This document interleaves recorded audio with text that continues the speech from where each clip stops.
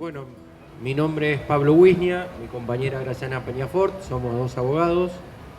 Eh, Trabajamos mucho con la ley de medios, no solamente haciendo la ley, sobre todo Graciana y tantos otros compañeros que estuvieron trabajando junto a Gabriel Mariotto en esa primera etapa cuando tanto Néstor como Cristina tomaron la decisión de trabajar para tener una ley que rompiera los monopolios mediáticos y generar mayor libertad de expresión. Tuvimos la suerte de trabajar en el anteproyecto, de conformar esos foros que caminaron toda la patria para que la ley fuera discutida por todos los sectores y todos aquellos individuos, esas personas que se sentían interpeladas por la cuestión de la comunicación, de la libertad de expresión y de la ruptura de los monopolios mediáticos. Y como ustedes bien saben, como acá estamos hablando un poco de historia, me parece que podemos remontarnos a la dictadura militar para tener una idea de por qué era necesario modificar esa ley de la dictadura, esa ley de medios o ley de radiodifusión de la dictadura, la 22.285, y generar un marco nuevo que permitiera que todos aquellos que quisieran comunicar lo pudieran hacer y todos aquellos que quisieran escuchar voces distintas también lo pudieran hacer, aprovechando también, aparte de la circunstancia histórica venía de la mano de la nueva televisión digital, es contemporánea la ley de medios a la nueva televisión digital y contemporánea a la inversión en universidades a través de los CEPA y de todo lo que los alumnos de las distintas universidades saben que hoy tienen como estudios de televisión, islas de edición y que les permite producir distintos tipos de contenidos. Y todo esto gracias a esta ley que democratiza la comunicación, la información.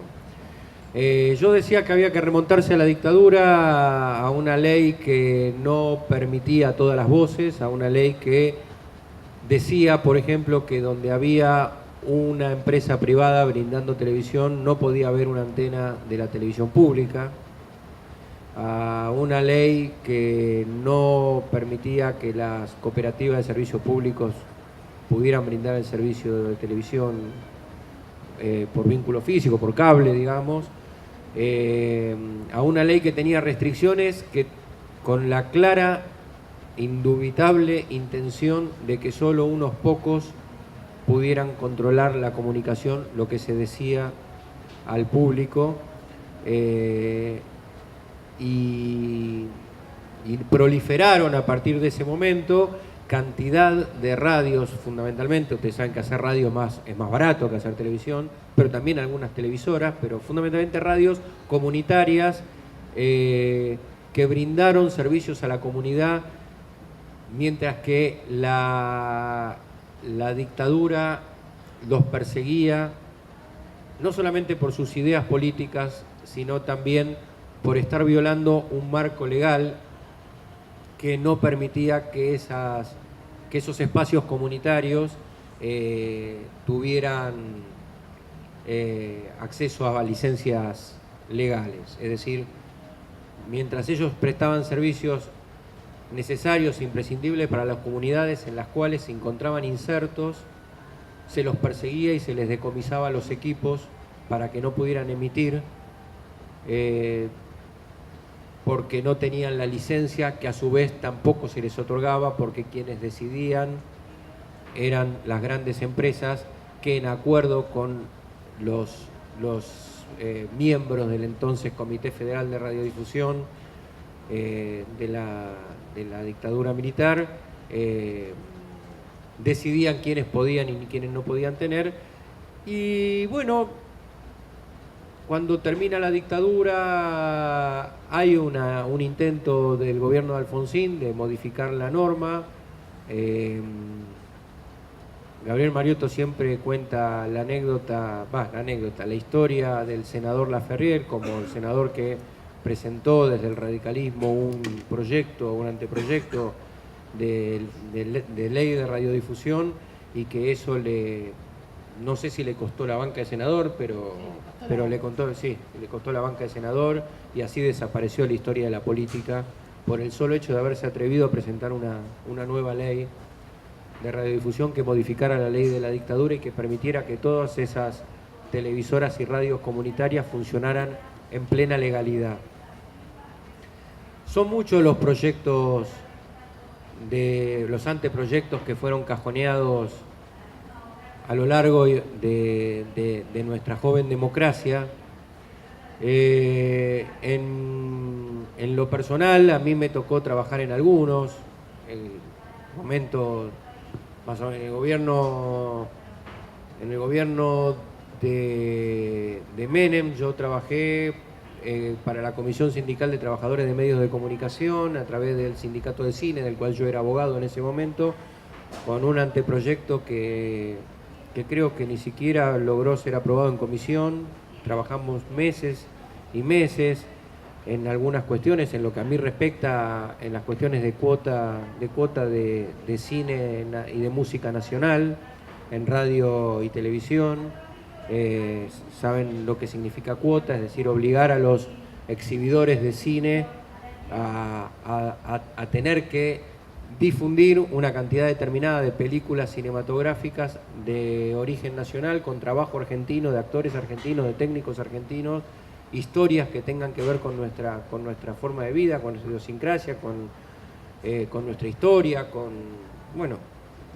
nuestras ficciones, y en la televisión, es decir, establecer un formato que permitiera en ese momento que el cine argentino se viera en la televisión a través de un sistema que recién pudimos plasmar ahora en la nueva ley, que es la adquisición por parte de la televisión de los derechos de antena de las películas previo a que se hicieran. Es decir, no primero miro la película y decido cuál me gusta, sino obligar a los canales de televisión a que esos canales tengan que adquirir los derechos de exhibición de las películas antes de que se hagan, de modo tal que las películas tengan la posibilidad de tener financiamiento con esa plata que pagaba de antemano la televisión. Con respecto de las radios, lo mismo. De las radios, en esa época prácticamente no pasaba música nacional.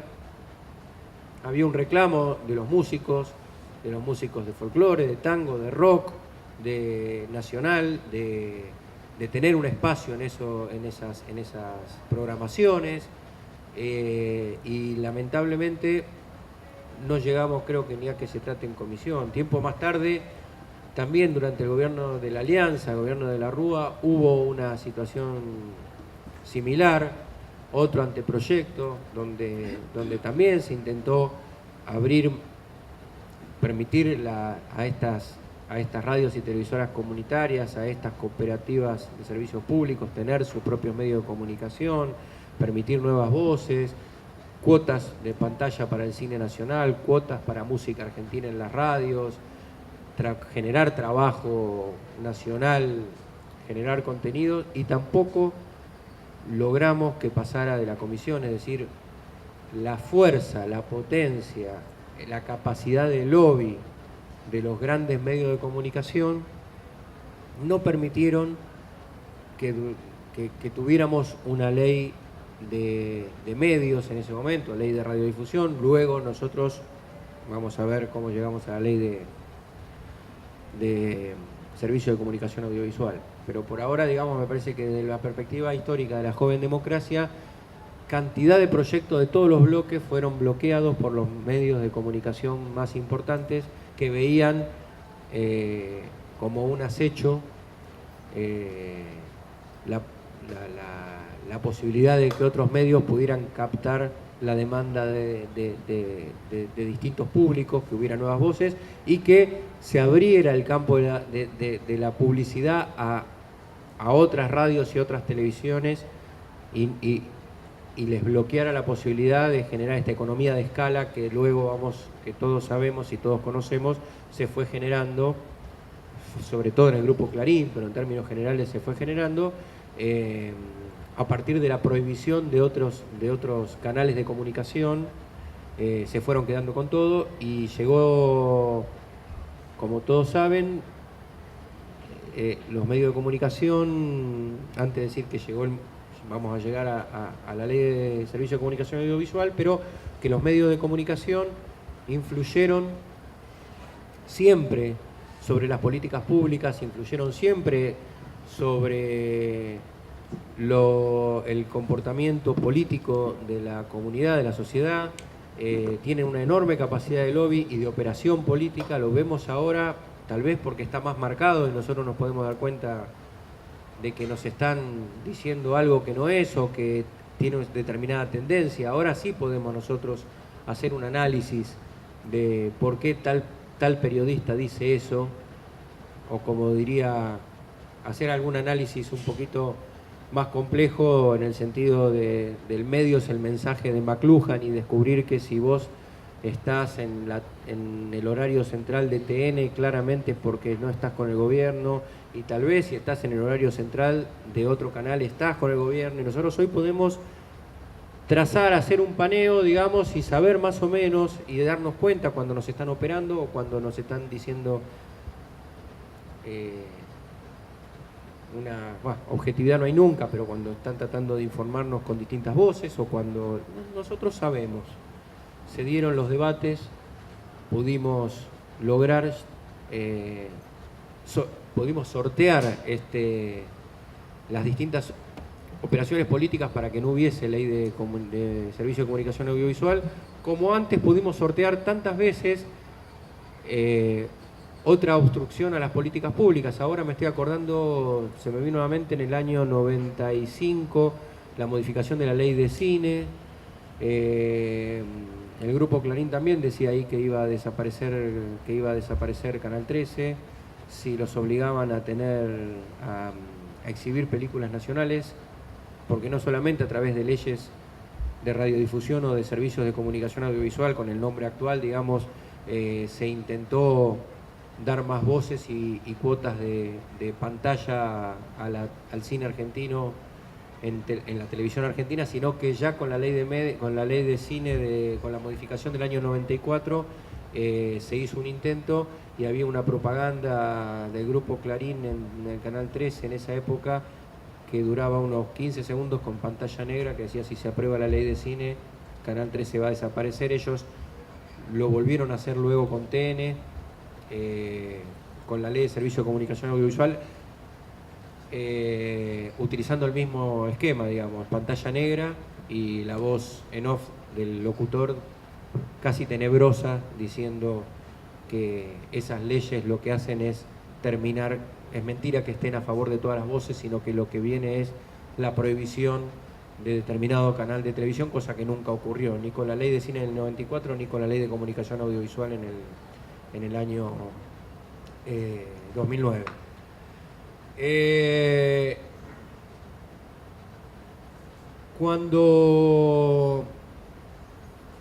Cuando la crisis del campo, de la resolución 125,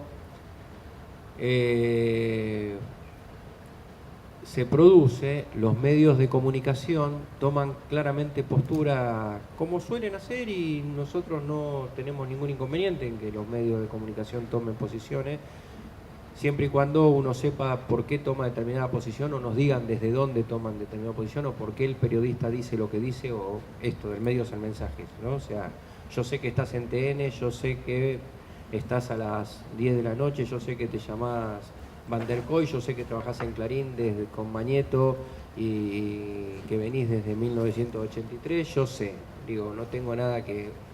Digo, no me podés ocultar más nada, conozco la historia, y si no la conocen es bueno que lean el libro de Martín Sivak, porque está muy bien, sobre todo el tomo 2, el de Mañeto, porque es muy interesante ver el recorrido del 83 hacia acá del grupo, y cómo fue colonizando y cómo fue trabajando para quedarse con todo. No me voy a detener en la ley de industrias culturales o cómo se salvaron, cómo lograron salvarse del remate internacional de sus capitales después de la crisis del 2001, pero el poder de lobby que tienen es suficiente para que los acreedores internacionales no hayan podido desguazar, pese a la enorme deuda que tenía. La especificación de la deuda a través de la Ley de Bienes Culturales permitió que ellos hoy sean más de lo que eran en el 2001. Y yo decía, con la crisis del campo fue muy claro, porque la crisis del campo puso en tela de juicio inmediatamente, con el histórico paro agropecuario, inmediatamente puso la mirada de toda la política y de todos los que nos dedicamos a la temática de la comunicación, que había llegado el momento para el grupo de soltarle la mano a Néstor Kirchner y mandarlo a su casa, aprovechando una circunstancia que era ajena a la cuestión de la comunicación o a los intereses mismos del grupo de la perspectiva de la comunicación, aunque no como socios de Expoagro o de tantos otros negocios que tienen en el mundo agropecuario. Ellos toman una decisión que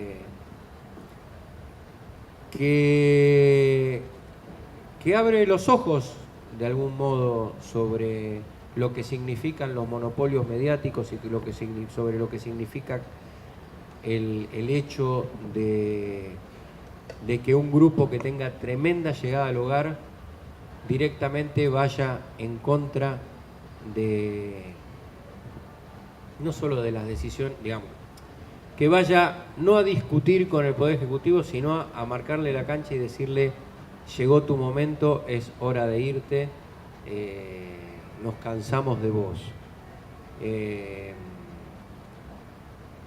Estaba la famosa frase que viene de la época de Alfonsín, de que nadie podía soportar más de 3 tapas en contra del diario Clarín.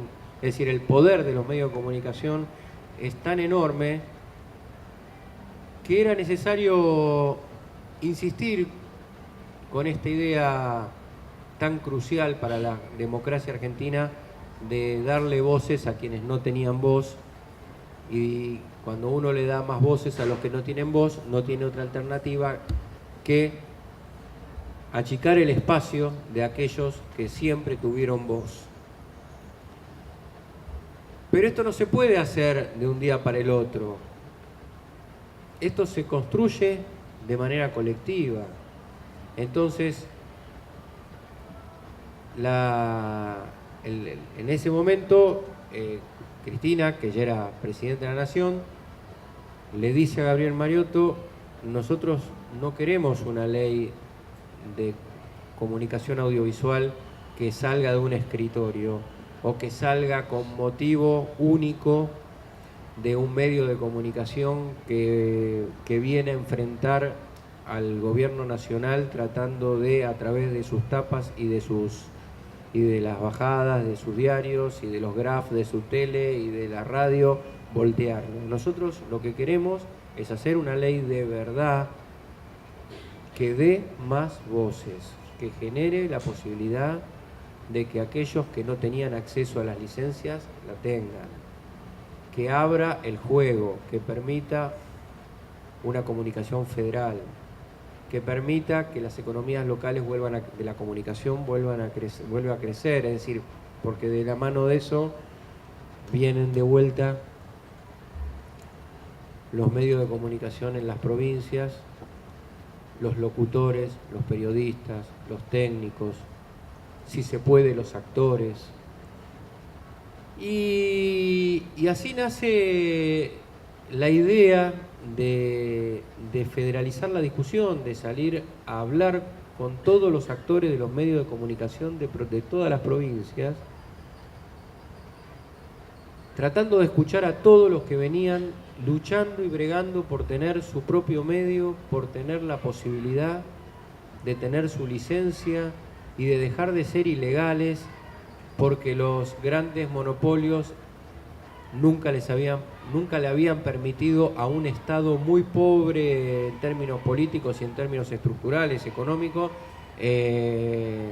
brindarles licencias a esos a esos medios que las reclamaban. Los expedientes que Graciana tuvo la oportunidad como directora de jurídicos del AFCA, los expedientes acumulados que encontramos de gente, de compañeros y no compañeros, y de gente que vive de los medios de comunicación que querían tener su licencia, arrumbados uno sobre otro, tirados a la basura, cajoneados, fueron inmensos. Gente que desde el 83 luchaba con un expediente que estaba tirado en un costado para tener su licencia y poder trabajar en paz y en legalidad. Y lo que la presidenta le dijo a Gabriel Mariotto era: tenés que salir a caminar las provincias con la ley, con el anteproyecto que había preparado con su equipo, con Graciana, con Gustavo Bulla, con Damián Loretti. Y armamos esos foros en todo el país y nos tomamos 180 días para escuchar a todos. Se hicieron la mayoría en universidades, otros se hicieron en teatros públicos o lugares públicos, otros se hicieron donde no había lugares públicos, en algún salón de cualquier tipo, de cualquier naturaleza, galpones, y hasta tuvimos la oportunidad de hacer uno en una plaza pública, porque nos echaron de la escuela. Y lo que fuimos escuchando a lo largo y a lo ancho del país fue exactamente eso. Hace años que luchamos por esto y no vamos a bajar ninguna bandera. Nosotros queremos una comunicación popular, nosotros queremos volver a trabajar, nosotros queremos que vuelvan los locutores, nosotros queremos que vuelvan los técnicos, los periodistas, los actores a estar en la tele o en la radio, nuestros músicos, queremos volver a escuchar nuestra música, queremos una radio pujante, con publicidad del lugar, una tele pujante con publicidad del lugar, no con publicidad que venga enlatada desde Buenos Aires. Y también los medios de comunicación de la capital federal, estos grandes grupos económicos, mandaban a sus representantes a decir que la ley venía a coartar su libertad de expresión. Lo sostuvieron hasta en la Corte Suprema. Se disfrazaban de corderos, se disfrazaban su discurso de que los que estaban siendo agredidos en su libertad de expresión por el gobierno eran ellos, por la ley eran ellos. Los que tenían todo, los que habían hecho economía de escala, como yo les decía antes. Y encontramos una enorme colaboración de todos los sectores de la comunicación. Tanto es así que yo ya no recuerdo, pero creo que el 80% del anteproyecto de su articulado fue modificado a partir de aquellos compañeros que nos daban sus ideas, y uno va con una idea y a veces escuchando a otro se da cuenta de que no tiene razón, y que el otro que está en el territorio trabajando y que le dice: no, mira, esto me parece que así no nos favorece de esta manera.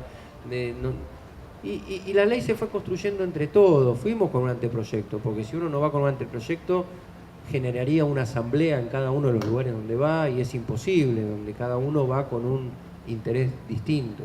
Pero cuando uno va con un anteproyecto, el anteproyecto estaba en la página de internet, pero aparte nosotros lo habíamos impreso, y nosotros a través de las universidades y también a través de las provincias, muchas veces de las gobernaciones o de los municipios, nosotros las repartíamos. Y entonces cuando estos compañeros que venían de distintos lugares, de todos los pueblos, llegaban al foro, venían con el anteproyecto leído y nos podían dar sus ideas, que a veces eran compatibles con las nuestras y a veces no. Por supuesto que el anteproyecto estaba basado en los más importantes estándares de libertad de expresión España, de Francia, de Italia, de Estados Unidos, aunque nos dijeran que nosotros nos basábamos en Venezuela y en Ecuador. Teníamos a nuestro favor también a los relatores de libertad de expresión de Naciones Unidas y de la Organización de Estados Americanos, y fundamentalmente, más que esto, teníamos el apoyo de todos los sectores de la comunicación que venían bregando por una ley desde hacía más de 20 años, o sea, desde los albores de la democracia, de esta etapa democrática. Fue difícil, todos nosotros dejamos nuestras casas, nuestras familias, nuestras cosas y salimos a caminar por todo el país. Fueron 6 meses caminando provincia por provincia. Hubo lugares donde nos recibieron maravillosamente bien y hubo lugares donde nos cerraron la puerta en la cara y nos obligaron a hacer un foro como decía recién, y con Graciana decíamos recién, en una plaza en la provincia de Corrientes. Salimos corriendo a alquilar sillas y un micrófono, hicimos el foro como estamos acá, y la gente que estaba esperando a las 9 de la mañana cuando comenzaba el foro se cruzó. Los que no consiguieron sus sillas se sentaron en el piso, y el que quería tomar la palabra la tomaba, y nosotros coordinábamos con una mesita y con una hoja y una lapicera, tomando nota de cada cosa que nos venían a proponer. Y luego sistematizábamos todo eso en carpetas por artículo y por temática, y después nos sentábamos y discutíamos si esos compañeros tenían razón, no tenían razón, cómo lo veíamos nosotros con relación a lo que sucedía en otros países, cómo lo veíamos con lo que nosotros habíamos creído, construido en ese articulado, en el anteproyecto. Y enfrente teníamos un grupo o una serie de grupos muy importantes, y se nos hacía muy cuesta arriba porque hablaban pestes de Gabriel en los medios, decían barbaridades de la presidenta, decían que veníamos a quedarnos con el grupo, que veníamos a romper todo, a dejar sin trabajo a la gente, a destruir el cable nacional, que no iba a haber con qué producir contenidos porque íbamos por la publicidad. Todo lo que podían decir lo dijeron. Lo cierto es que cada vez que venía una visita internacional de importancia, de trascendencia, por ejemplo, como decíamos recién, los relatores de libertad de expresión, siempre era: esta es una ley ejemplo para el mundo entero. Pero lo que cala hondo es lo que dicen los grandes medios de comunicación. Nosotros éramos un grupo de loquitos caminando con un anteproyecto en la mano de que había dejado a sus familias en sus casas, y caminábamos el país tratando de convencer de que había llegado la hora de dar vuelta la página de los monopolios y abrir el juego a toda la comunidad, para que la comunidad de la comunicación tuviese la posibilidad de hacer lo que sabe hacer, pero aparte que también aquellos que querían comenzar a comunicar pudieran, y que aquellos que querían volver a trabajar pudieran. Cuando digo volver a trabajar me refiero a algunas situaciones que, como ustedes bien sabrán o imaginarán, cuando Clarín comenzó a comprar cables en el interior del país a través del sistema de bloque, digamos, normalmente había dos sistemas de cable. Entonces lo que hacían era venderle el fútbol, que ellos eran los dueños del fútbol, a uno de ellos, bloquearle el fútbol al otro. El que le bloqueaban el fútbol inmediatamente perdía abonados, los pocos que le quedaban se los compraban por 2 pesos, todos esos los pasaban al otro cable al que le habían dado el fútbol, se quedaban con el cable, y lo primero que hacían era destruir el canal local, donde estaba justamente lo que era la antena comunitaria, donde estaba lo local, donde estaba el laburo de los locutores, de los periodistas deportivos, de los periodistas del noticiero, donde se hacía el magazine de la mañana, donde alguien le mandaba un saludo a un tío que vivía en el interior de la provincia. Digo, y ahí en ese espacio donde desaparecía el canal local, de repente aparecía un canal con cabecera en la capital federal que era del mismo grupo. Es decir, esa economía de escala necesita eso, dejar de tener que producir en cada provincia para producir desde una cabecera y emitir hacia todo el país, generando un nivel de centralismo en la comunicación que hace, como decimos siempre nosotros, que cualquiera de ustedes que viviera en esa etapa, digamos, en determinada ciudad de cualquier provincia de la Argentina, tuvieran más conocimiento de la problemática de tránsito, de inseguridad del conurbano de la capital federal que el bache que tenía a la vuelta de la casa. Digo, la desaparición de los canales locales genera eso. Aparte, la falta de trabajo. ¿Dónde fueron a parar esos periodistas? ¿Dónde fueron a parar esos locutores? ¿Dónde fueron a parar esos actores si alguna vez se pudo hacer alguna pequeña ficción? ¿Dónde pudieron ir a parar esos técnicos? Bueno, todo ese trabajo había que volver a reconstruirlo. Porque aparte de la mano de que ocuparon ese espacio con un canal que venía con cabecera en Buenos Aires, también la publicidad venía con el canal. Es decir, se perdió la posibilidad de que esos canales de las provincias tuvieran publicidad local, que genera a su vez empleo, porque uno dice, bueno, llegó la nueva, viste la temporada de verano, claro, llegó la ropa de temporada de verano a Rosmarí, y vos ibas y comprabas, pero si venía, andá a comprar a Garbarino y en tu provincia no había Garbarino, no, digo... No, las economías locales también necesitan publicitar sus productos y necesitan que uno adquiera los productos que ellos venden. Y bueno, nada, lo que sucedió es monopolio más centralismo igual a desaparición de voces diversas y desaparición del trabajo local. La ley se construyó de esa manera, se construyó entre todos los sectores de la comunicación. Receptamos todo aquello que estaba de acuerdo con la ideología de mayor diversidad y de más voces, y rechazamos todo lo que estaba a favor de mantener los monopolios de la comunicación.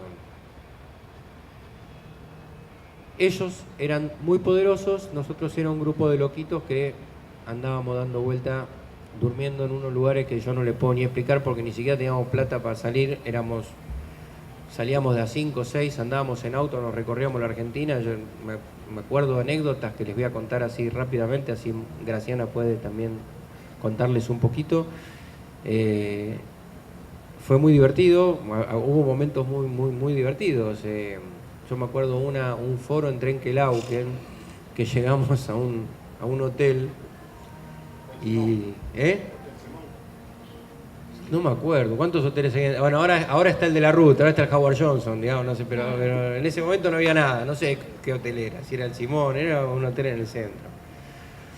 Y me acuerdo que llovía y hacía mucho frío.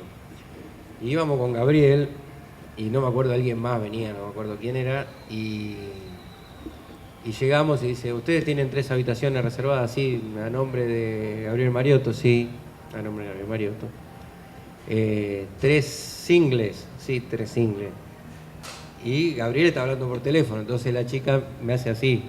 Entonces yo me acerco y le digo, sí, y me dice, no lo quiero molestar, pero ¿single común o single especial? Entonces le digo, no sé, le digo, a ver, ¿cómo es la single común? Y ella me mira y me dice, y no dijo más nada, dijo, ¿y? Y entonces le digo, ¿hay mucha diferencia con la especial? Y me dice, no sé yo. Dije, bueno, mira, por la duda dame 3 especiales, pero ustedes pagaron 3 comunes. Bueno, no te preocupes, ponela en mi habitación, yo te pago la diferencia. Como yo soy asmático, me cuesta mucho dormir en los lugares muy húmedos y era una habitación sumamente húmeda. Había agua en las paredes, así. Y yo la miraba y pensaba, ¿cómo habrá sido la single común? Y mientras tanto yo podía imaginar que los que iban a hablar por el grupo Clarín, nos pasó después también cuando fuimos a la corte, digamos, iban con sus tarjetas doradas de crédito y cualquier hotel, si no les gustaba, iba a una cabaña con jacuzzi, no sé qué, y así iba nuestra vida. Yo me acuerdo en Salta un día que digo, che, yo me quiero llevar unas empanadas para casa, qué sé yo, volví a mi casa después de, no sé, un mes. Y me llevaba 3 docenas de empanadas, y Mariotto llevaba 3 docenas de empanadas, y de repente yo me veo con 3 docenas de empanadas y el otro con 3 docenas de empanadas, no sé si estaba vos o qué, yo no, ya perdí la noción, pero... Y Mariotto me mira a mí con las 3 docenas de empanadas en la mano, se mira a él y dice, si Clarín supiera con quién se está enfrentando, o sea, tremendo poder contra 2 muchachos, en este caso 2, pero éramos 6, 7, ¿no? De distintos lugares, que lo único que querían era volver a su casa con su familia a comer empanada con los muchachos. Digo, no había mucho. Digo, éramos una armada Brancaleone con una tremenda fuerza de una larga lucha por una comunicación popular contra un Goliat que había construido un enorme poder y que se dedicaba a denostar todo lo que hacíamos desde un lugar muy especial, que era el de decir, bueno, lo hacen siempre, ¿no? El de decir que lo que les estaba pasando era exactamente lo contrario a lo que les estaba pasando. Mientras nosotros estábamos generando más voces, ellos decían que estábamos violando su libertad de expresión, como hacen de costumbre, digamos. Mientras nosotros queríamos más canales, decían que los de ellos iban a desaparecer, cosa que no sucedió, lo cual demuestra que no era la idea. Decir que era una ley contra ellos, cuando en realidad es cierto que uno aprovecha circunstancias históricas, pero la realidad es que no era una ley contra ellos, era una ley a favor de más voces. Y éramos eso, yo recuerdo, fuimos con mi amiga sanjuanina a San Juan y de ahí nos fuimos a Mendoza y de ahí tuvimos que salir corriendo a La Pampa y de La Pampa y era uno atrás del otro y viajábamos de noche y viajábamos en auto y ustedes pueden ir, digo, y ellos decían lo contrario. Estos, digamos, deben, para hacer todo esto, la plata que habrán puesto. Dormíamos en los lugares donde podíamos y comíamos donde podíamos. Y lo logramos que una enorme participación popular, logramos sistematizar todo lo que nos dijeron, logramos modificar la ley en un 80%, el anteproyecto con los aportes de los foros, fue la ley con más participación popular de la historia argentina. Es decir, todo lo que ustedes puedan, cuando ustedes agarren la ley, aunque no sea su tema, fíjense en una particularidad que debajo de cada página ustedes van a encontrar quién lo propuso y por qué lo propuso. Y después logramos, con un arduo debate, con una enorme participación de Graciana en la negociación con los bloques con los que más teníamos posibilidades de acuerdo, que la ley se aprobara en 2 maravillosas, bueno, en una media sanción y luego la sanción completa en 2 maravillosas jornadas y noches que todos los que están interesados en esta temática recordarán. Grandes festejos en todas partes y un bloqueo judicial que persiste en algunas partes al día de hoy, una grilla que no se cumple y distintas cosas que podríamos hablar, pero yo quería un poco ponerlos en contexto antes de darle la palabra a Graciana, de lo que significó históricamente una batalla popular por la democratización de la palabra, tomada por un gobierno democrático y llevada a ley, habiendo pasado por todas las provincias y escuchando a todos los que tenían algo para decir, porque los que tenían algo para decir lo decían desde la experiencia, lo decían desde haber sido, desde que le decomisaron los equipos, lo decían desde el lugar de haber perdido su posibilidad de seguir siendo periodista. Yo recuerdo un periodista en Neuquén que estaba manejando un remis y que había sido la voz del canal deportivo de la ciudad de Neuquén durante más de 10 años. Y que cuando el grupo fue y compró el canal, lo indemnizaron, lo echaron, lo indemnizaron y nunca más pudo volver a trabajar de periodista porque no tenía dónde trabajar. Entonces digo, me parece que lo que yo quería contarles era cómo confluyeron las voluntades del gobierno y de un país entero a través de sus actores, sus técnicos, sus operadores de cable, sus operadores de radio, de televisión, radios comunitarias, cooperativas, universidades, iglesias, de distintos credos, en una comunicación, en una ley que permitiera una comunicación democrática y que terminara de alguna manera con esta idea de que solo aquello que nos dicen desde los monopolios mediáticos y desde la ciudad de Buenos Aires es lo que vale y es la verdad o la única verdad. Así que yo ahora los dejo con mi compañera y después seguimos charlando de las distintas cosas que ustedes quieran preguntar. Gracias.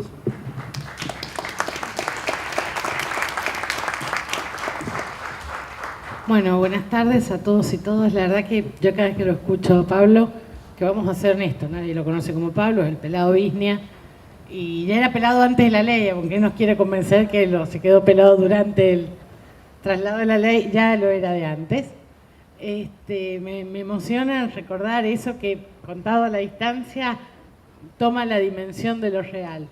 Pero un poco, yo me acordaba hoy, la mayoría de nosotros sabemos, hoy es el cumpleaños del Diego, cumple 55 años, y yo me acordaba de Pablo Yonto. Pablo Yonto era un delegado sindical de Clarín, al que cuando hizo unas elecciones que la empresa no autorizó, Clarín lo echó. Y el único tipo que se animó a enfrentarse a Clarín y a no darles entrevistas hasta que no volvieran a recontratar al delegado sindical fue Diego Maradona.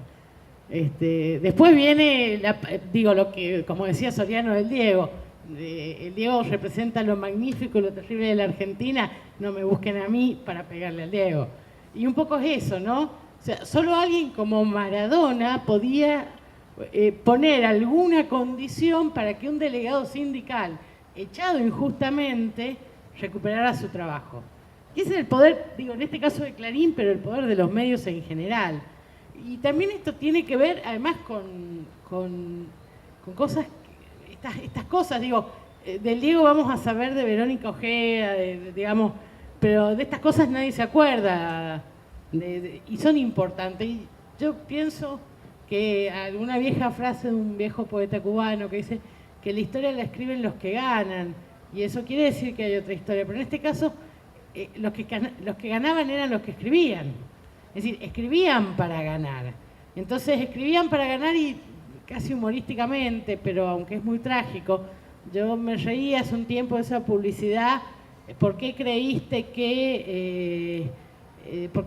que Yabrán estaba vivo si te dijimos que estaba muerto? Y yo me preguntaba, ¿por qué creíste que no había detenidos y torturados si en las páginas de Clarín y de La Nación te decíamos que Norma Arostito había muerto en un tiroteo? En realidad Norma Arostito había sido secuestrada casi 2 años antes, torturada, violada, usada para quebrar compañeros, mostrándola totalmente quebrada, anímica y físicamente, y cuando no le sirvió más a la dictadura, la tiraron en un callejón de Lomas de Zamora.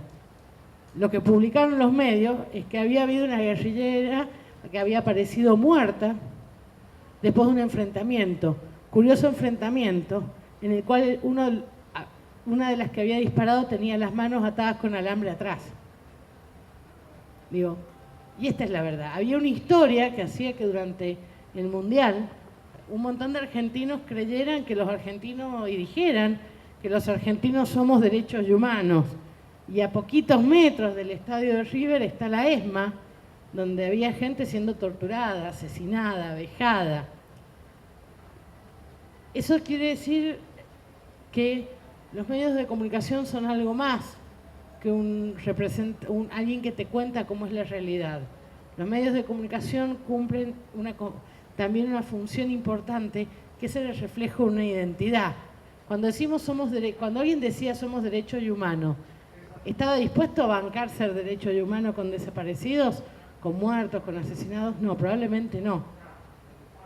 Pero está esta cosa que es la opinión publicada, y es donde los medios de comunicación se apropian de algo que es de la sociedad, que es el acervo cultural, lo que somos.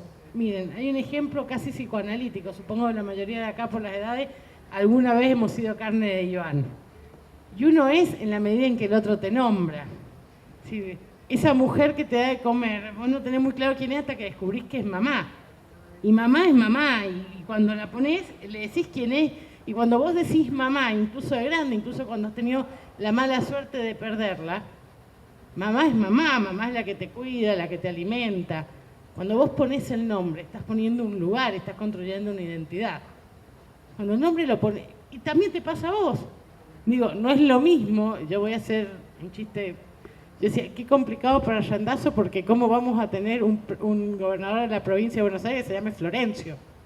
Digo, ¿quién respeta a un Florencio? Se supone que tenés que ser tipo un señor así, todo malo. Bueno, ahora va a ser una mujer en buena hora. Pero estas cosas de que los nombres también te dicen quién sos. Ahora, cuando un grupo económico, o una serie de grupos económicos, y acá déjenme hacer una disgregación.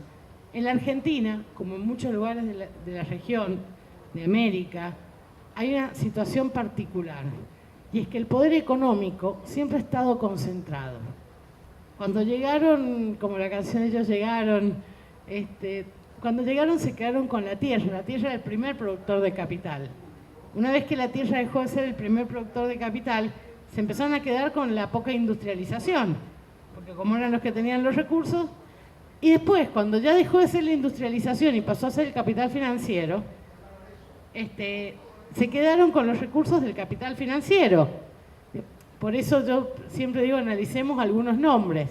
Digo, el primer Martínez de Hoz fue un señor que vino de España y se quedó con un pedazo de tierra de la provincia de Buenos Aires. El bisnieto de ese señor tenía una redituable industria textil. El bisnieto del bisnieto fue el ministro de Economía que generó el sistema financiero. El actual nieto, que todavía existe, trabaja en uno de esos estudios jurídicos que litiga contra la Argentina frente a los fondos buitre. Es decir, el poder concentrado en la Argentina siempre está hecho de distintas cosas, pero permanece lo mismo. Ese viejo dicho que dice, ¿alguien imagina un Blaquier pobre? No quiere decir que no exista, pero la concentración ha sido siempre de la riqueza y del ingreso en la Argentina, como en muchos lugares de Latinoamérica, muy, muy, muy importante. Y esta concentración no solo ha sido de los bienes reales o bienes de capital, también ha sido la concentración de los bienes simbólicos. Y cuando hablo de bienes simbólicos hablo de identidad. Entonces, los argentinos somos, por ejemplo, todos hijos de inmigrantes. Y no, la verdad es que los argentinos no somos todos hijos de inmigrantes. O sea, no es que cada uno de nuestros abuelos se bajó de un barco, traía ojos celestes. Digo, hay mucho criollo, o estas cosas que tiene el doble discurso de la apropiación del bien cultural. En la escuela, ¿a quién no lo obligaron a leer el Martín Fierro, aunque sea una parte? Ahora, la generación del 80 que hace ese himno mortuorio que es el Martín Fierro, lo está matando. Digo, mientras escriben el Martín Fierro, están matando a los gauchos, los están llevando a pelear contra los indios, haciendo este homenaje mortuorio.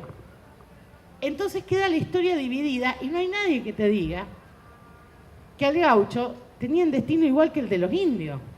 Se lo llevaban a pelear y si no volvía, no pasaba nada. Pero nos venden la maravilla del Martín Fierro. Digo, yo debo ser honesta, a mí en particular no me gustó mucho el Martín Fierro, pero no es nada personal con el pobre Hernández.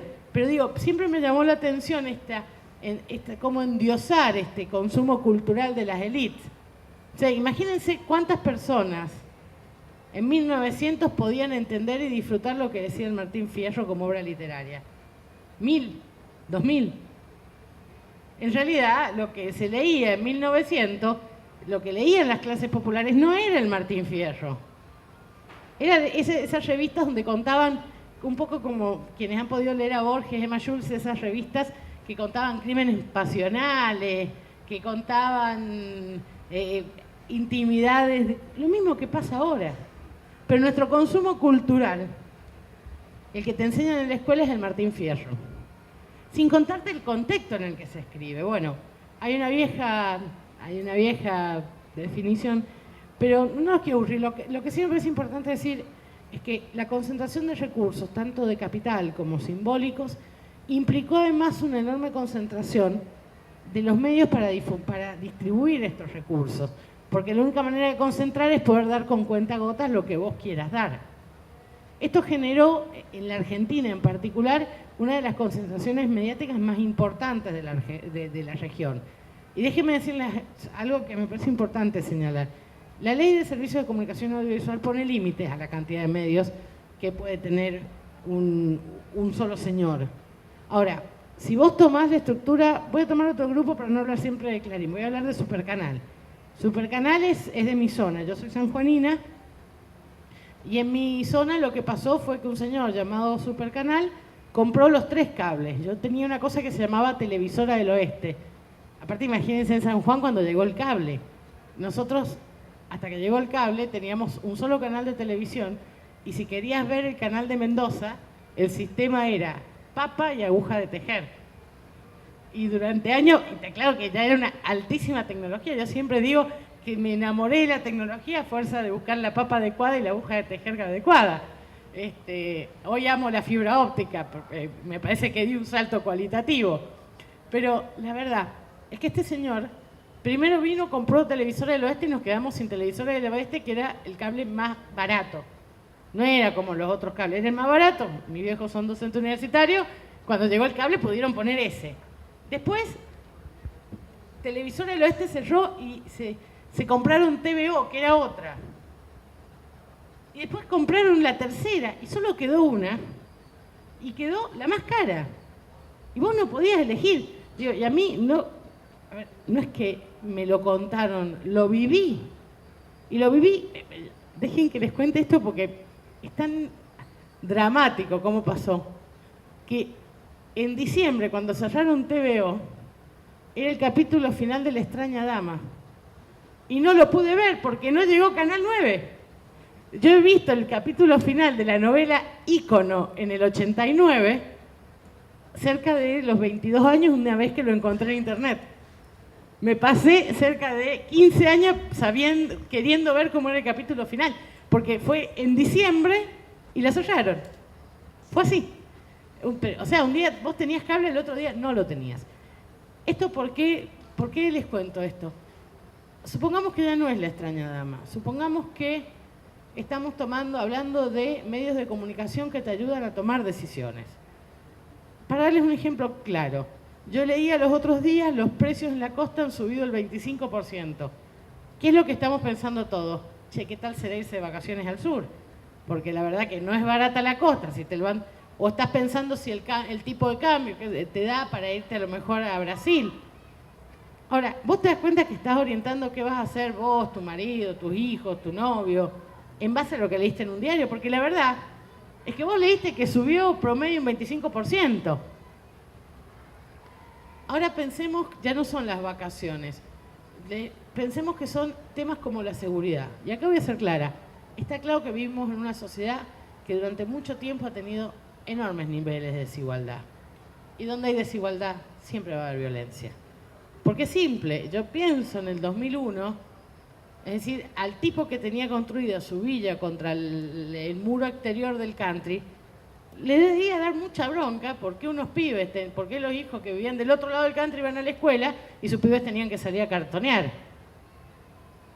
Digo, la desigualdad genera violencia, básicamente porque todos queremos que los que queremos estén bien.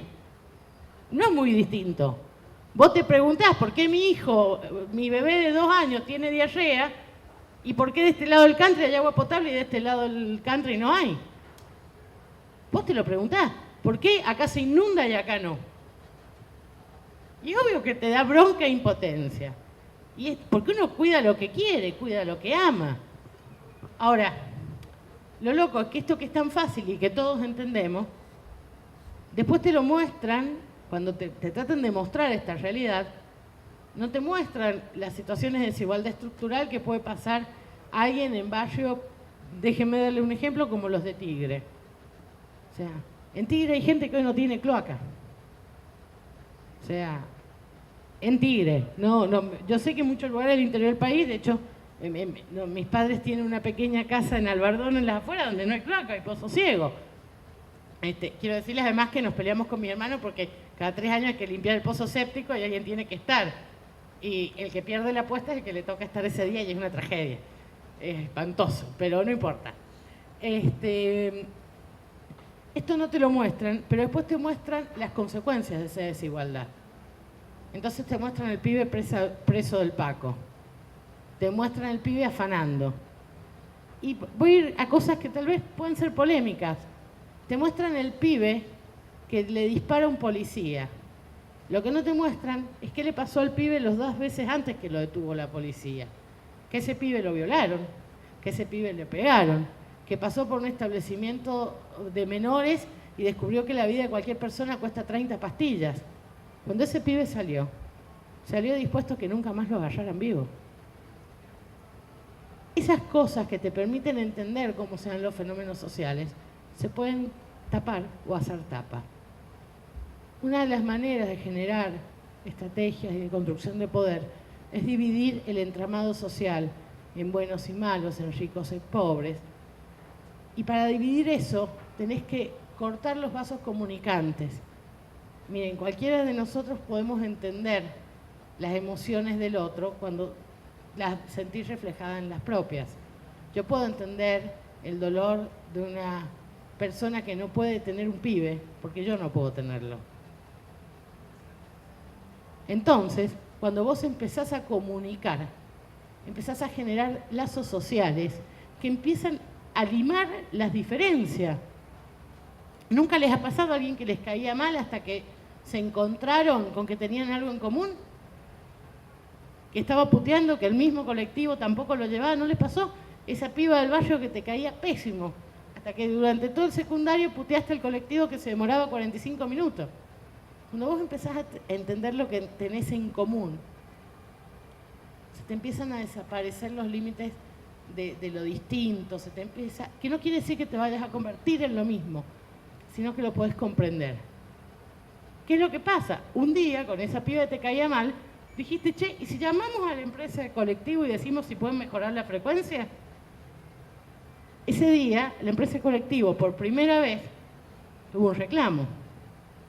Bueno, esto que pasa a nivel chiquito, pasa también cuando tomas las grandes decisiones.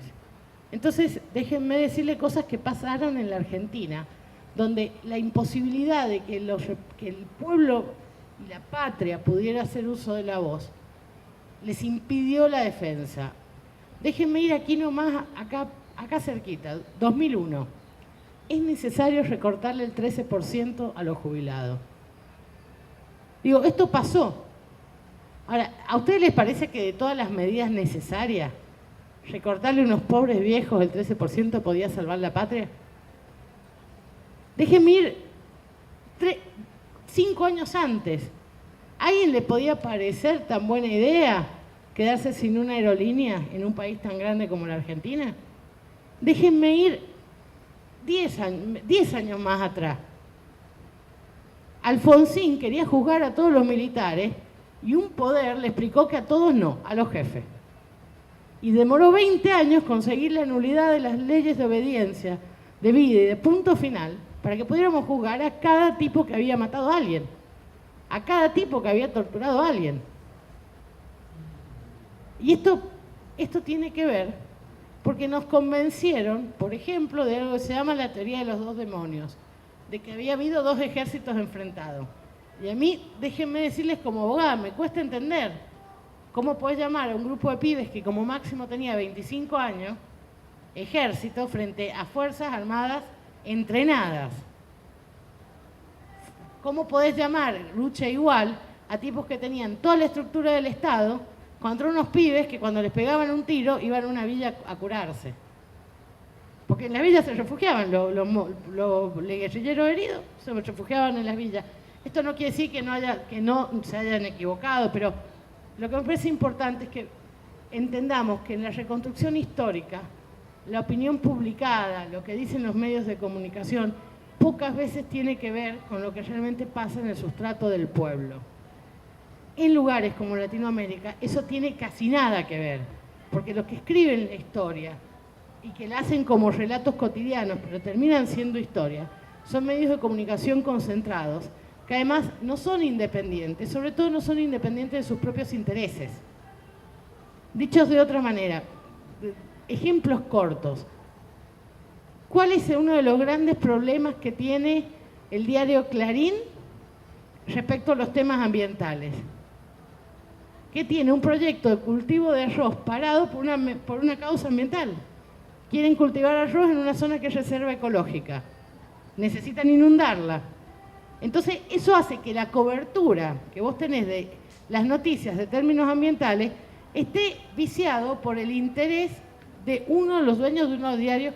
Pero aparte el problema no es que sea dueño del diario Clarín, es que imprimen el diario Clarín, en la mañana 5 radios te hacen la editorial con lo que dice el diario. Al mediodía, o sea, mientras vos vas al auto y vas en el auto a tu laburo o en el colectivo, vas escuchando lo que te dicen los periodistas en base al editorial del diario. Al mediodía, en el noticiero del mediodía, que más o menos quiere ser como está, ya la noticia está magnificada. En la tarde, otra vez radio, te metés un rato en internet. Y en la noche lo tenés a Bonelli y a Alfano hablando de las ridículas normas ambientales que impiden el progreso de la patria. Y funciona así, porque tiene un efecto duplicador. Pero este efecto duplicador se consigue en base a callar a otras voces. Porque una cosa que es básica, donde hay concentración mediática, significa que alguien se apropia de las voces que corresponden al conjunto. Entonces, para que Bonelli y Alfano te hablen en la noche de las pésimas políticas ambientales de la República Argentina, significan 50 ambientalistas que no pudieron tener una radio, que te contarían qué otras cosas. Miren, yo vengo de una provincia minera donde hace poco ha habido una catástrofe minera. Yo soy sanjuanina, hay una empresa, se llama La Barricol, que tuvo un descuido, y estoy siendo generosa, y se le volcó agua cianurada. Si hubiese sido por la empresa y los dos dueños de medios grandes, eso jamás se hubiese hecho público. ¿Saben cómo se hizo público? Porque las radios comunitarias de Hachal notaron que venían bajando las aguas con peces muertos, con algas muertas.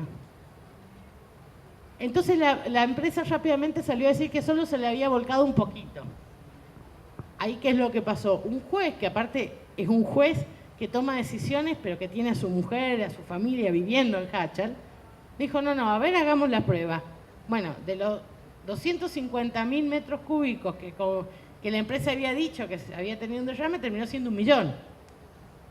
Pero eso fue gracias a los medios comunitarios, a los de la zona. Si hubiese sido por el grupo Vila Manzano, lo que hubiesen dicho es que la Barrica había hecho el favor de tirar agua perfumada a los ríos de San Juan. Con suerte. ¿Me explico? Ahora bien, pero también, y esto sí, permítanme decirles, es importante señalar que en esa construcción de la historia también juegan cosas como un juez que se anima. Porque imagínense si hubiésemos tenido que venir a litigar por un caso de San Juan acá en Buenos Aires. ¿Cuánto poder creen que tiene los habitantes de Háchal para explicarle a un juez porteño que está pensando en su próximo viaje a Miami lo que significa que te contaminen un río? Déjenme que les cuente esto que parece tan fácil.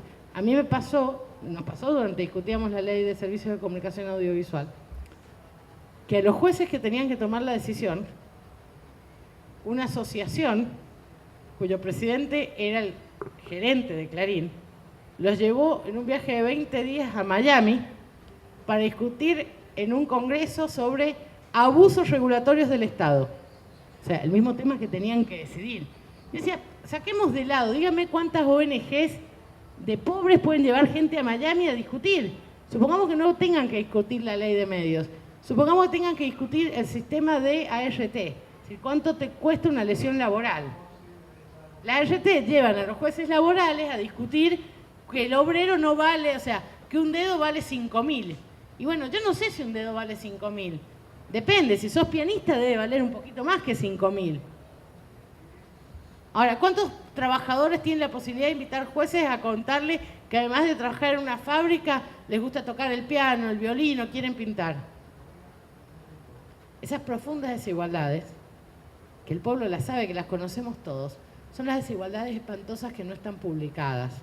Y no están publicadas porque la concentración mediática básicamente lo que hace es difundir y mantener y además legitimar una estructura de distribución de los bienes de capital y simbólicos que hace que creamos que somos todos iguales. Entonces, y en este sentido déjenme explicarles algo cortito. Cuando Susana Jiménez le roban las joyas, sale a decir que el que a hierro muere, al que a hierro mata, a hierro muere. Y yo pienso, ¿qué pasaría si cada una de las madres de pibes que han sido muertos a golpes en la comisaría hiciera eso con un policía? O lo que es peor, imagínense qué deberían hacer los pibes que son mostrados en cámaras acusados de delito. Porque cuando saliste como ladrón, como violador, como pedófilo, 2 años después te dicen que no lo fuiste vos. ¿Quién se acuerda? ¿Quién se acuerda de la cara de ese pibe? Porque déjenme decirles, Pampita ya consiguió un amparo para que dejen de difundir ese audio que le sacaron. ¿Pero se acuerdan de Candela, la nena que se murió acá? ¿Ustedes se acuerdan las fotos que publicaron de esa piba? ¿Ustedes se acuerdan las fotos de Ángeles Rawson medio desnuda, en medio de bolsas de residuos? ¿Y de esas víctimas quién se acuerda? De esas víctimas que no tienen acceso a la justicia. De esas víctimas que los medios vuelven a victimizar. Porque digo, cuando a una piba la encuentran muerta y violada, hay una segunda muerte y una segunda violación, que es mostrar impúdicamente su foto desnuda, las fotos de pibita. Digo, acá hay un montón de mujeres. ¿Qué hacíamos nosotros a los 15 años? Y te pintabas mucho básicamente porque no sabías cómo pintarte. Tratabas de parecer linda porque un día te levantaste y tenías tetas, no sabés qué hacer. Entonces tratás de descubrir cómo es ser mujer. Y eso te pasa. Entonces a las pibas las criminalizan por hacer cosas que hemos hecho todos. Digo, para los pibes lo mismo. El hecho que alguna vez hayas visto una revista pornográfica no te convierte necesariamente en un degenerado, en un violador. Qué sé yo, a los 12 años querías ver una piba en pelota, fuiste a una revista pornográfica. ¿Qué vas a hacer? Ahora, cuando son pibes pobres, el pibe pobre que tiene una porno es un degenerado. La piba que se sacó una foto y se la mandó por WhatsApp es una piba promiscua. Entonces casi parece que merece que le pasara lo que le pasó. Bueno, esa opinión publicada, que juzga antes siquiera de saber cuál es la verdad de las cosas, esa opinión publicada sostiene un sistema desigual. Nosotros necesitamos que los pobres, y cuando digo nosotros hablo del capital, que los pobres sigan siendo pobres, pero además necesitamos que muchos crean que los pobres son culpables de cosas. Porque el día que se den cuenta que los pobres y la clase media no tienen tanto de diferencia, a lo mejor los que tienen mucho y son poquitos se dan cuenta que están por perder la pelea. Yo tenía un viejo dicho, lo leí en internet y siempre quería averiguar de quién es, que dice que a veces los medios se trata de gente hipermillonaria, que le paga gente muy rica para que le explique a la clase media que la culpa la tienen los pobres. Y un poco pasa eso, y esa es la opinión publicada. Déjenme decirles una cosa para terminar y así hacemos un espacio de preguntas. Uno puede estar a favor o en contra de cuestiones como el comercio sexual y los travestis. Ahora, ¿cuántos de nosotros hemos visto en la televisión las historias de vida de las compañeras travestis que son masacradas por la policía? Yo pensaba, hace poco mataron a una dirigente, Diana Zacayán, y lo que decía el diario era dirigente trans asesinada. Decía, a ver, esa señorita consiguió que hubiera un cupo para personas con cambio de género en el empleo público. El hecho de que hubiese cambiado de su sexualidad era un detalle menor.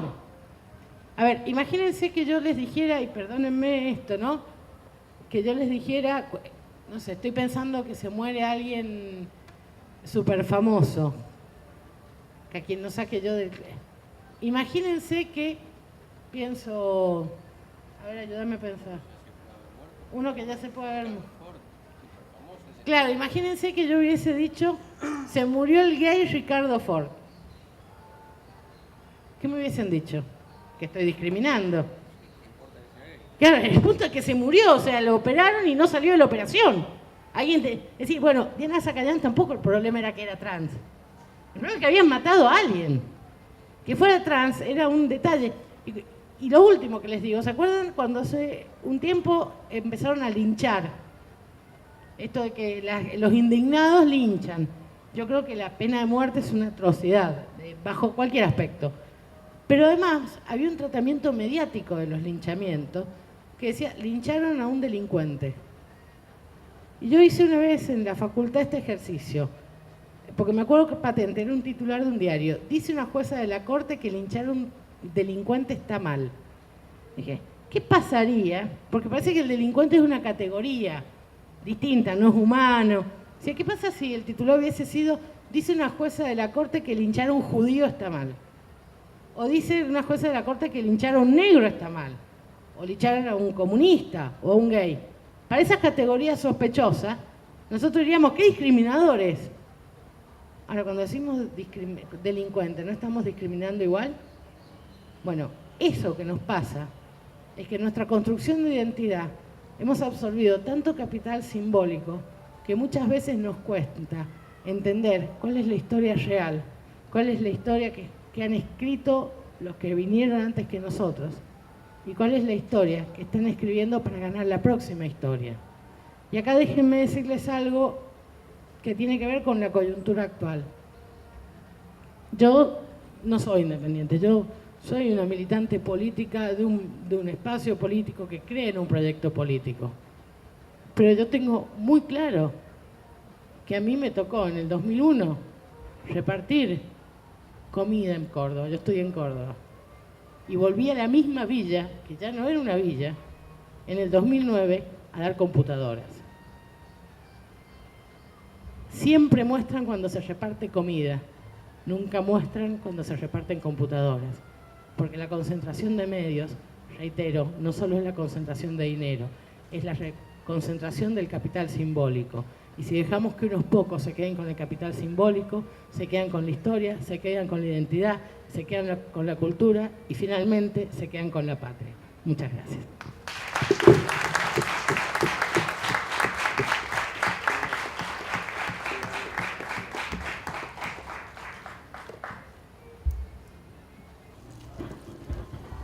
Estamos próximos ya a cumplir, creo que 6 años de la sanción de la Ley de Medios. Estamos frente a una perspectiva electoral que puede cambiar el panorama de la orientación ideológica de la actualidad política argentina. ¿Corre algún riesgo en el caso de que vuelvan los conservadores al poder la Ley de Medios ya aprobada? Mira, yo creo que hay dos cuestiones. Yo tengo claro, y si vos escuchás los discursos de Macri, Michetti, todo eso sobre lo que significa la ley de medios, está claro que si llegaran al poder, van a intentar, creo que lo que hace la derecha, porque la derecha, aparte de otros muchos efectos, es bastante cobarde. Es decir, la derecha no mata por ellos mismos, manda a otros a matar. Bueno, no es que van a decir derogo la ley, tengo las pelotas de derogar la ley. Lo que van a hacer es empezar a no cumplirla, van a empezar a hacer excepciones, van a empezar a, de pronto, como me pasó a mí, mira, esta es una genialidad. En un momento, en los 90, el reclamo de las radios comunitarias fue tan importante que se sacó un procedimiento especial para radios comunitarias. Y a mí venían a verme en el 2007, tipos que habían empezado el trámite en 1995, las radios de los pueblos originarios. Porque es cierto, les habían sacado un sistema, pero les exigían a las comunidades originarias que presentaran el balance financiero. Y venía a verme la abuela y me decía, ¿qué te traigo? 2 cabritos, 4 gallinas. O sea, ¿cómo va a poder la comunidad acreditar? Bueno, esas cosas de poner, viste, quienes han leído Kafka, la cosa kafkiana de hacer que la ley no se pueda cumplir haciendo 2 cosas. Morigerando las condiciones para los fuertes y generando requisitos burocráticos para las emisoras comunitarias, sacándole el presupuesto a las universidades, a las productoras locales, para que no se puedan producir más contenidos. Y lo otro que vamos a tener son, creo yo, otra de las estrategias, desprestigiar los contenidos. ¿Y sabes cuál es un ejemplo claro de esto? A nosotros nos han acostumbrado mucho a un determinado tipo de personas que hablan. Entonces, la gente se ríe cuando aparece alguien que te habla en un noticiero con tonada. No, la verdad es que, salvo los porteños y los rosarinos, que están buenos, pero no dejan de ser rosarinos, la mayoría de la Argentina tiene tonada. Es decir, ahora, cuando vos prendés la televisión argentina, el tipo que tiene tonada lo es ridiculizado. Eso empieza a ser, en cierta forma, una suerte de inhibición. ¿Cómo se está combatiendo? Si ustedes ven ahora, van a ver que hay mucha ficción en la TV pública que no pasa en Capital. Digo, basta ver Cromo, que pasa con lo que... O empezás a ver otra ficción donde aparecen otras tonadas, otras realidades culturales. Mira, había un tipo a quien yo adoro, pensé que era un gorila, que es Borges. Borges era un genio y amaba la historia cultural de su país. Ahora, como tenía una formación tan conservadora, él no podía evitar que siempre los gauchos terminaran a faconazo. O sea, él no podía dejar de asociar bellamente, digo, pero es su formación, porque si vos ves todo lo que escribió Borges al respecto, te das cuenta que era un enamorado. Pero él no logra pasar su propio prejuicio. Entonces el gaucho siempre termina a los faconazos, desgraciado. Y esto es una cosa, digo, me parece que lo que hacen es estigmatizar los consumos culturales de los sectores populares. Y creo que eso sí podría pasar. Y aparte, cuando estigmatizan eso, empieza a desaparecer una producción. Digo, a mí me parece muy ridícula la fiesta del maní. Ahora, entiendo que creo que yo tenía un amigo que era del pueblo, que es la capital nacional del maní. En Córdoba. Claro. Pero entiendo que eso, que a mí me puede parecer un poco ridículo, que en ese pueblo, en esa región, genera un motivo de encuentro, tiene una cultura, digo, yo voy de vuelta, les voy a ser honesta, yo me acuerdo del acto de cierre de Scioli, yo decía, 2 misiones para el domingo. La primera de ellas, votarlo a Scioli. La segunda, hacerle llegar un CD de Los Redondos. Y dije, bueno, le voy a dar uno a Mariotto para...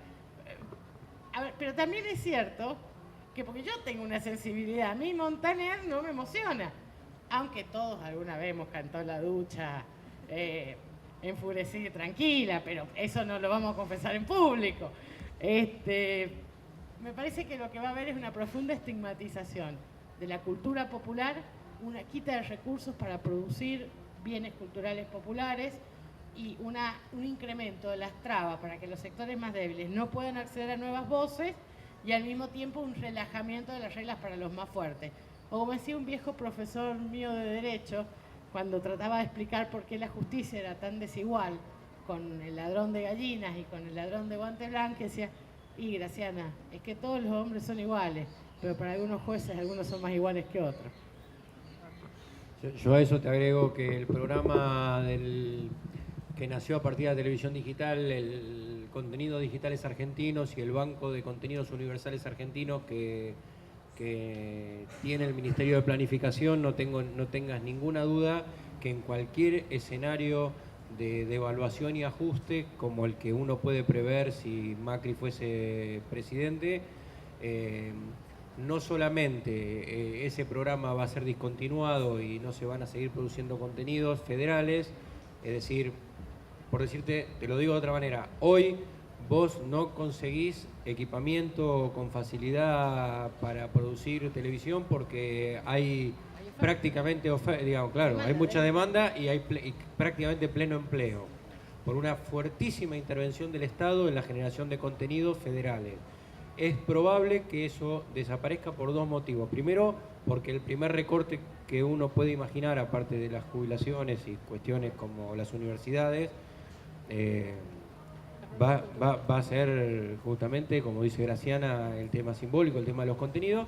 Y por otro lado, por una cuestión, digamos, ese programa no va a existir más. Y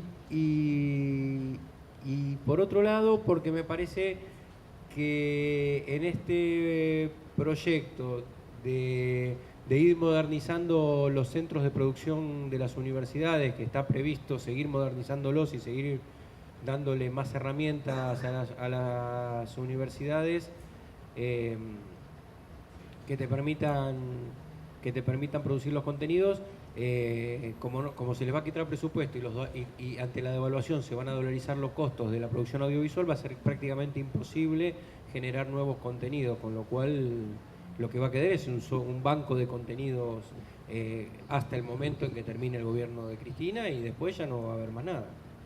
Déjame agregar algo. Te doy para mí una lógica. Si vos escuchás el discurso de, por ejemplo, respecto al programa Fútbol para Todos. Yo soy de Central, así que mi historia con el fútbol es trágica. Imagínense, más allá que es ahora estamos mejor. Ahora estamos mejor. Yo estoy haciendo así en el campeonato. El domingo es muy trágico. Pero bueno, más allá de eso. ¿Pero qué es lo que te van a decir? No, bueno, el fútbol está mal que lo pague el Estado, que lo hagan los privados porque con eso vamos a construir escuelas, vamos a pagar la deuda externa. Ahora, la verdad es que es re loco porque ese fútbol lo van a, por ejemplo, en el Mercadú lo van a intentar privatizar. Es decir, y no es que, a ver, de una manera vos tenías acceso a un contenido cultural, podés estar a favor o en contra, pero tenías acceso gratuito. Ahora, si lo que yo estoy convencida de que si llegan a ganar van a hacer, es privatizarlo, vos vas a tener que pagar. Pero además, te voy a dar el otro ejemplo, yo siempre digo, viste cuando la gente putea, yo tengo mucho amigo bastante gorila, que putea con la publicidad del plan Procrear. Y yo te juro que a veces le digo, a ver, vos explícame en qué te molesta el plan Procrear y no te molestaba la publicidad de Heineken. Explícame exactamente qué, que en una salen pibas bonitas y en la otra sale un tero. O sea, explícame, publicidad siempre hubo en el fútbol. No es que antes vos no tenías publicidad en el fútbol. Digo, los que hemos visto fútbol antes de Fútbol para Todos, el fútbol siempre tuvo publicidad. Pero a mí me parece que lo que les molesta es que este poder que te da tener un consumo cultural masivo como el fútbol, te permite hacer públicas cosas molestas. Por ejemplo, yo me acuerdo de una discusión genial de Carrió, donde ella discutía que alguien le decía no, que había salido el plan de regularización del servicio doméstico. Había salido un spot en Fútbol para Todos. Decía, sí, pero lo que no te dicen es que si vos lo regularizás pierden los beneficios sociales. Y él dijo, no.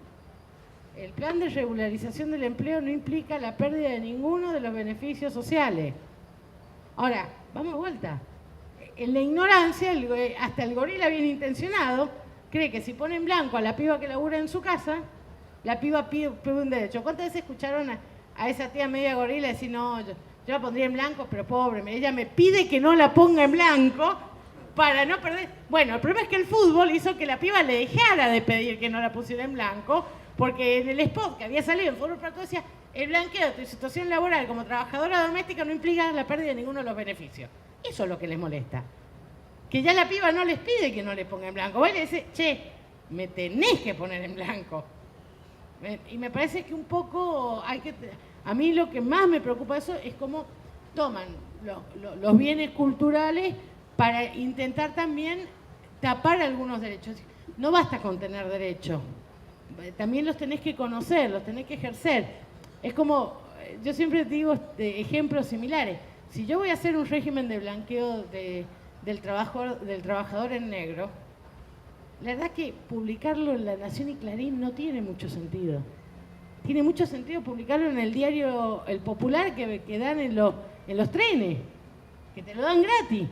Porque el tipo que esté en negro, habitualmente, digo, un laburante que esté en negro, si vos querés que algunos sindicatos que realmente cumplan, digo, ¿qué vas a hacer? ¿Vas a publicar en Clarín y en Nación la lucha contra el trabajo esclavo rural? No. Es decir, entonces, ¿por qué te cuento esto? Porque cuando presentan los famosos planes de publicidad oficial, dicen que le quieren dar más publicidad oficial a los diarios que más tirada tienen. Entonces yo me imagino, por ejemplo, cosas absurdas. O que le quieren dar a todas igual. Y yo siempre pongo estos ejemplos. Qué bueno, dengue. Vos imagínate que invertís 10 millones de pesos en publicidad contra el dengue en el Diario del Chaco. Tiene mucho sentido.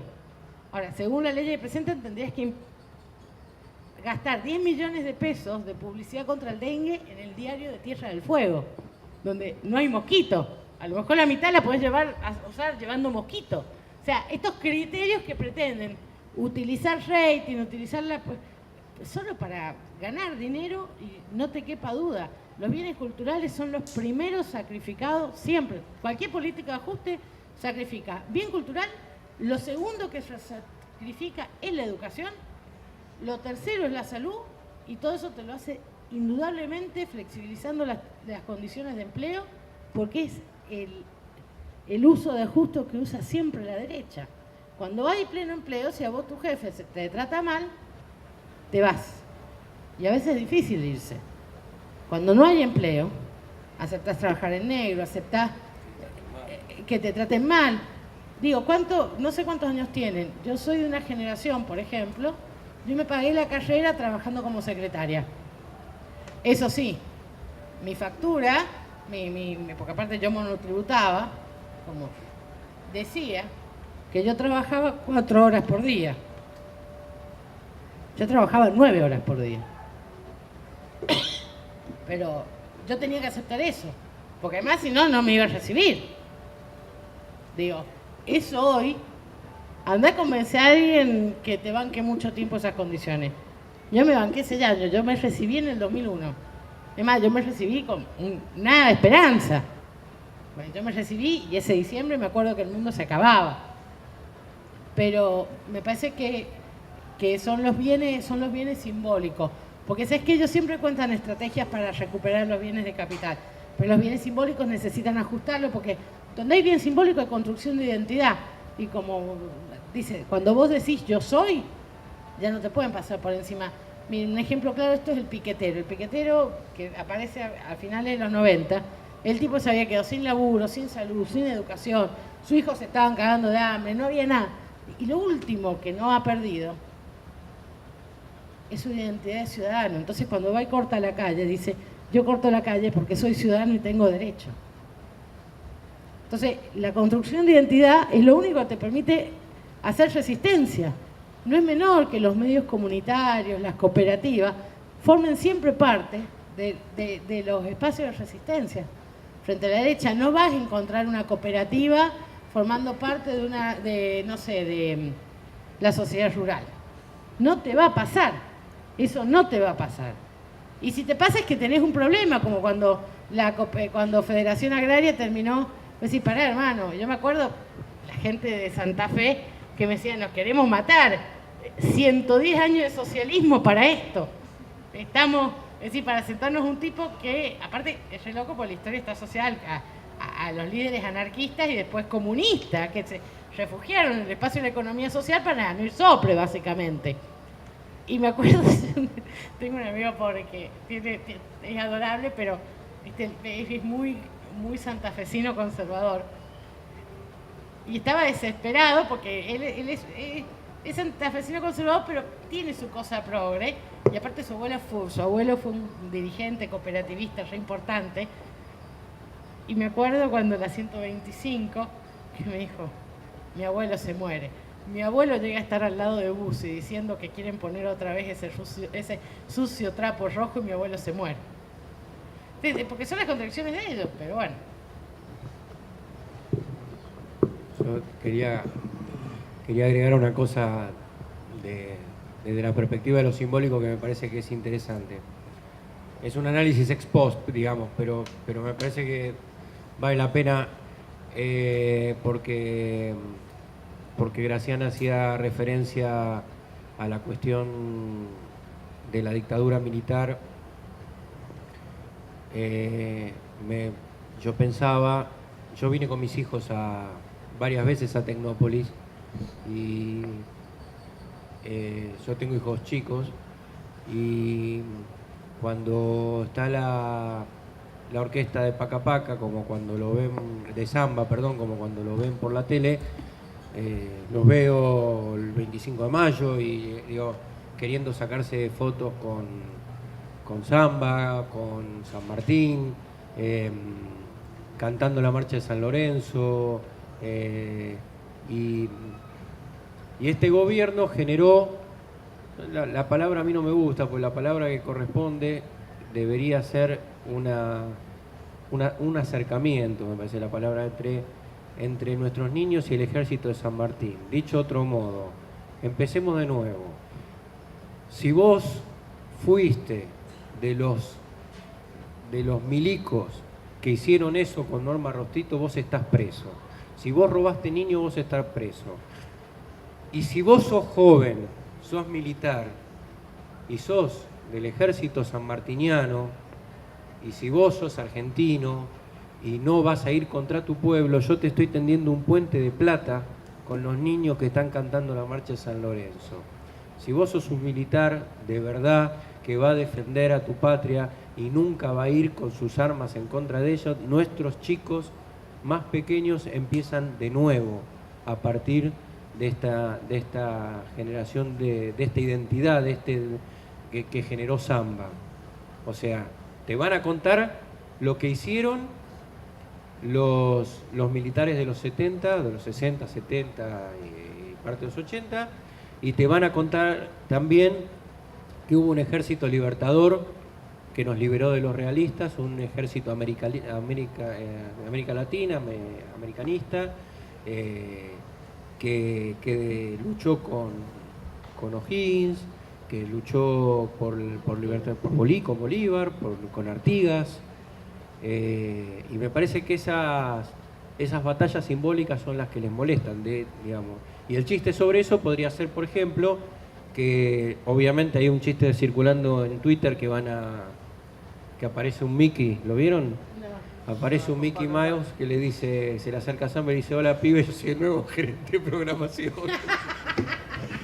Pero la segunda parte de ese chiste, que yo cuando lo vi se me ocurrió, y no sé, pues yo muy bueno haciendo, ni contando ni haciendo chistes hoy, pero ya no se va a llamar Paca Paca, va a cambiar la programación, va a ser codificado y yo voy a llamar Taca Taca, si no pagás no lo ves. Muchísimas gracias, chicos. Vayan a pasear un poquito más, que todavía es de día y está precioso. Chao, gracias.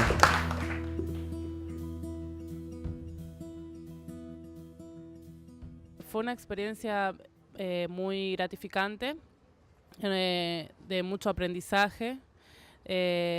La modalidad estuvo muy buena porque pudimos adquirir también conocimiento, nosotros en mi caso como docente de historia, enriquecer mucho más nuestra formación como docentes e intercambiar las opiniones, trabajando en el debate con el docente y con los compañeros en las cursadas, también trabajando material que no habíamos trabajado antes en nuestra formación, así que para mí fue muy valioso y muy, muy rico eso en material. Eso con respecto a la cursada de la diplomatura, y con respecto a lo que vivimos hoy acá. También un constante aprendizaje en donde es como enriquecernos, apoderar mucho más del conocimiento y escuchando opiniones con las cuales acordamos. Creemos en que, como decía la disertante hoy, en esa identidad, en esa construcción de identidad que logramos tener y que debemos proteger y cuidar. Y bueno, nosotros como educadores y como que nos formamos a través de esta diplomatura, creemos que es una herramienta que nos acerca justamente para seguir trabajando esa identidad como docentes en las escuelas. Bueno, la experiencia de la diplomatura, la verdad que qué decir, me parece una idea genial, un experimento muy interesante, ya que el formato de modalidad mitad virtual, mitad presencial, le da una agilidad especial, nos resultó innovadora como forma de trabajar, en cuanto al acceso que le brinda a los estudiantes a la bibliografía, que le implica aparte gratuidad total porque todo se transfiere por vía internet, te permite estudiar en el propio lugar de residencia, pero sobre todo la llegada de una visión de la historia distinta. Y no solo de eso, digamos, la posibilidad de contar con distintos profesores y distintos autores hace que también se pueda incorporar distintas lógicas de pensamiento que nos ayudan a abrir mucho la cabeza. En cuanto a terminar con una visita a Tecnópolis, me pareció una excelente idea, digamos, porque ayuda no solo a la confraternidad de los alumnos, digamos, y al intercambio de experiencias y de amistad, sino también al reconocimiento, digamos, de tantos logros, hechos, avances, digamos, que ha tenido el país en este tiempo y que tienen que ser visibilizados para que la gente los vaya incorporando, y creo que mucha de la gente lo ha hecho a partir de experiencias como esta. Así que felicitaciones y muchas gracias.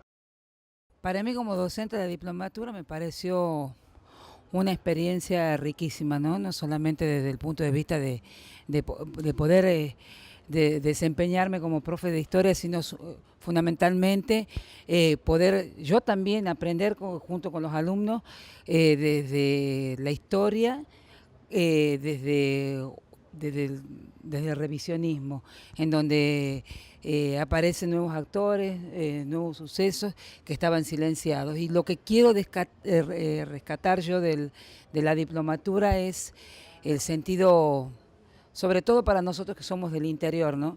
Que desde la Secretaría de Políticas Universitarias de la Nación se haya llevado a cabo una diplomatura y que nos permita formarnos tanto a los docentes como a los alumnos de una forma integral, federal, popular, con una mirada diferente de la historia, diferente de actores, me parece sumamente importante.